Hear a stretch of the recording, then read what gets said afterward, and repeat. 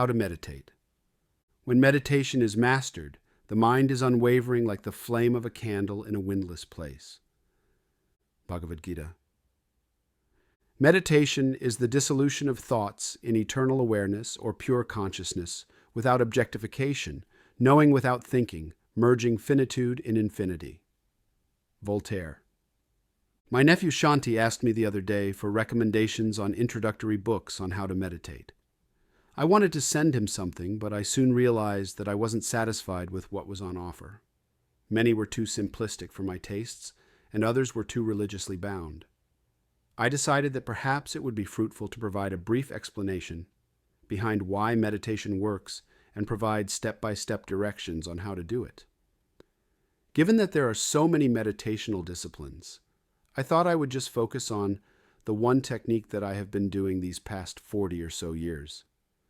The following is my limited attempt to explain the ins and outs of meditation without unnecessarily intertwining it with religious mythology. Of course, some may argue that just such an interpretative matrix is necessary to fully benefit from sitting still, and that meditation cannot properly be divorced from its cultural or religious moorings. I beg to differ, since I believe that meditation works regardless of nationality, ethnicity, or religious affiliation. Why? Because meditation is a universal process of exploring how consciousness manifests and changes over time. The meditator is simply experiencing the varietals of awareness. Our attention is akin to an ocean navigator that plots courses along a vast territory and whose directions guide the would-be wayfarer to far-off and rarely visited islands. There are innumerable vistas in our universe of consciousness, but seldom do we actually take the time and energy to fully venture into those realms. The mind is a simulation operator and evolved to allow individuals to imagine and plan for events not yet occurring in the world we live and breathe in. As Michio Kaku, theoretical physicist at City College of New York, explains in his most recent book, The Future of the Mind, human consciousness is a specific form of consciousness that creates a model of the world and then simulates it in time by evaluating the past to simulate the future. This requires mediating and evaluating many feedback loops to make a decision to achieve a goal. Gerald Edelman, a distinguished Nobel Prize winner and a pioneer in understanding the brain, argues that consciousness has two fundamental aspects. First nature, which is usually defined as present moment awareness, which appears to be common in almost all birds and animals, including humans. It is associative and attentive to incoming stimuli and the surrounding environment. Second nature, which arguably is only fully realized in human beings, though it is also apparent to lesser degrees in higher mammals, is self-reflective and dissociative, evolved to ruminate, contemplate, and virtually represent, with an emphasis on the past events, and to envision and plan for future actions and scenarios. If first nature is focused on the here and now, second nature is where we daydream, fantasize, and space out. It is, in sum, a virtual simulator. As Michio Kaku elaborates, humans are alone in the animal kingdom in understanding the concept of tomorrow. Unlike animals, we constantly ask ourselves, what if, weeks, months, even years into the future. So I believe level 3 consciousness, Edelman's second nature, creates a model of its place in the world and then simulates it in the future by making rough predictions. Kaku's space-time theory of consciousness and Edelman's two-nature understanding of awareness are helpful theoretic orientations for us to better understand how and why meditation works.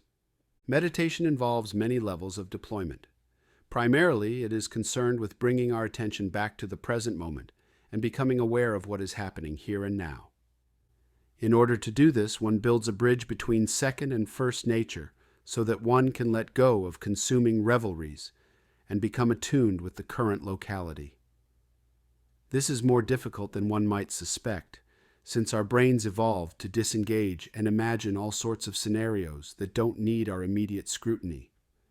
If we watch how our mind functions moment to moment, we can see how easily we fluctuate about. From paying attention to what is constantly changing in our field of sight, sound, and touch, boarding an airplane, say, to daydreaming about what we are going to do with our eventual careers, sitting in a classroom during a boring lecture, for instance. Our awareness is akin to a wild animal that doesn't settle too long at any one place. This monkey mind never really rests, not even in sleep, and dissipates energy in this continual process. Getting the mind to settle down isn't an easy thing to do, but once accomplished, even if only in degrees, it not only energizes one's being, but also offers a pathway to experience hitherto neglected aspects of awareness. First and second nature are waves of a much deeper and broader body of consciousness. The process of meditating is to follow the source from which our awareness originally arises, and to witness how it both presages and transcends the waking and dream states that we are so familiar with. Speaking from my own experience, I can say without any reservations that there are some wonderful benefits to this internal quest, not the least of which are deeper insights into how the mind actually works, and a widening sense of bliss the more one plunges deeper into awareness itself. Of course, we have to be careful over how we interpret what we discover on your inner journeys. As humans, we seem to have an almost genetic predisposition to conflate our brain state with the real state of the universe, and wax hyperbolic about our latest enlightenments. Far too often, religion or other ideologies attempt to hijack our inner experiences and intertwine them with their own theological agendas, prematurely blinding us from keeping open-minded to alternative explanations. The common denominator in all meditative practices, whether Buddhist or Christian or secular humanist, is the human brain, which thankfully isn't tied down to any ism or geographic region. But how does one meditate? Find a quiet space somewhere in your home or office or outside. Best if it is a spot that you can go to routinely. Wear something comfortable and not too tight-fitting. Choose a mat or a chair that will allow you to sit in a relaxed manner for an extended period of time. Sitting up straight but not rigidly, place your arms and hands on your lap or on your legs, making sure that you won't have to move them unnecessarily. Before you begin, it is best to determine a set time for how long you are going to sit. At first, do something short, like 10 minutes. You can always increase the time as you progress. The key to meditation is to use a technique that will slow down the ruminating mind. Some adherents recommend watching one's breathing, whereas others suggest being a witness to whatever arises and keeping in the witness space. I have found using a mantra or a repeated phrase or name to be quite effective, since it tends to keep one on a single track. Which name or phrase one uses is entirely a personal affair, but once chosen, it is probably best to stick with it, since it isn't the word or series of words that works, but the concentration or focus it can bring about. Close your eyes and sit as still as possible without trying to move any part of your body. Don't force the issue, but a good example to mimic is a street mime who can stand almost frozen for prolonged stretches. As you sit, you will immediately notice how the mind begins a series of simulations or revelries. I liken these to projective envelopes that once they capture your attention, take you off on first-class excursions, only to depart you precisely where you started. There are innumerable such projections. Try to see if you can avoid getting involved in their respective trajectories. It is hard at first, since the nature of the mind is to actually carry you along such streams of imagination. If you can avoid taking on such flights of fancy and keep one's attention behind the eyes, but without straining whatsoever, then one can become internally aware within. This awareness can be a bit startling. It is like a blind person first getting a glimpse of a rainbow or a deaf person hearing Mozart. Several possibilities unfold as one gets deeper into meditation. First is sleep, which is always a potential problem, particularly if one is not fully rested. Second is a state of inertia, where one senses nothing is happening and gets bored with the whole affair and gets up and finds something to eat or turn on the television or check status updates on Facebook. Third, one enters into a conscious, hypnagogic state that is somewhat akin to lucid dreaming, except that one enters this portal semi-aware. This is an intriguing stage since one can literally see whole panoramas that seem as real as anything viewed in the outside world. Indeed, any object, such as an apple, can manifest in one's line of sight, and one can study its minute detail and later recall it as well. This is a lateral state in meditation, as it is the zone between waking and sleep. All of these states and others like them are transitional and to be expected during meditation. However, they are not progressive or necessarily bliss-inducing. They are merely topical variations of what the waking and dreaming mind does when placed under sensory deprivation. If one can stay within the focus and avoid sleep, hypnagogic surrealism, and bored inertia, something quite remarkable begins to emerge.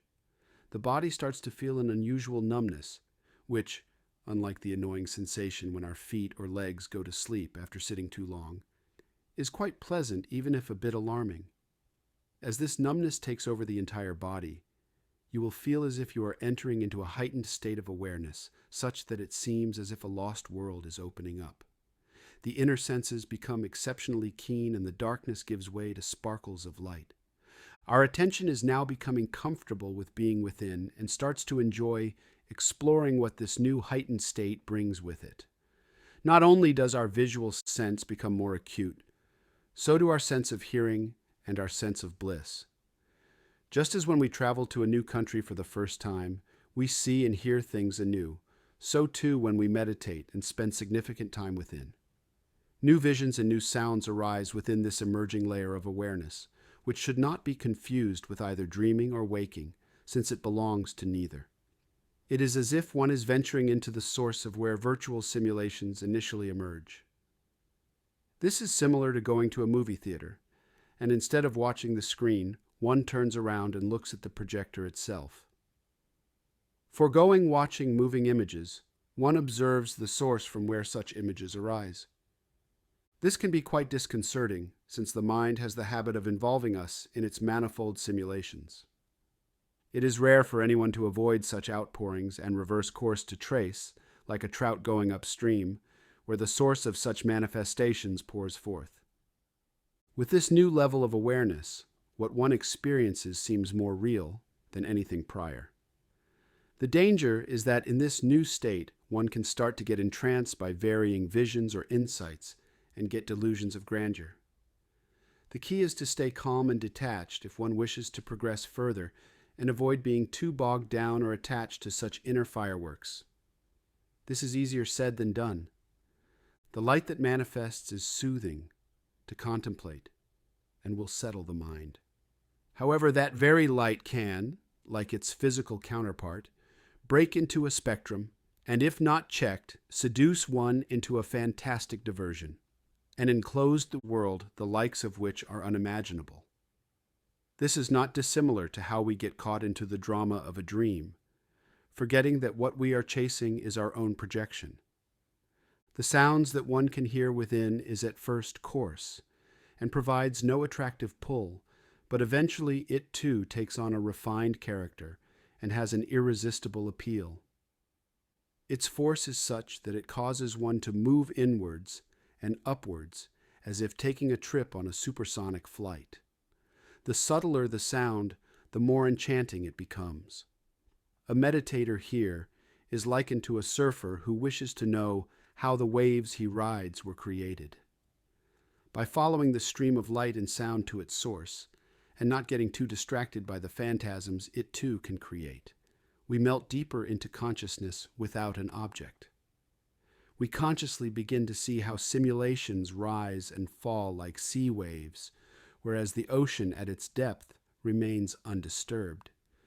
Consciousness itself isn't an object, but an indefinable subject with no perceivable boundaries. Meditation can be likened to a microscope that allows one to see deeper into the nature of consciousness itself. It can also be likened to a telescope, since it provides glimpses to how our awareness arises in time. In both cases, however, how far one goes depends on how willing one is to spend the time contemplating within. Practically speaking, consistent meditation, doing it daily at a prescribed time, for example, is better in the long run than sporadically meditating, since consistency tends to build a deeper groove in the mind and allows one to better understand how simulations run their course.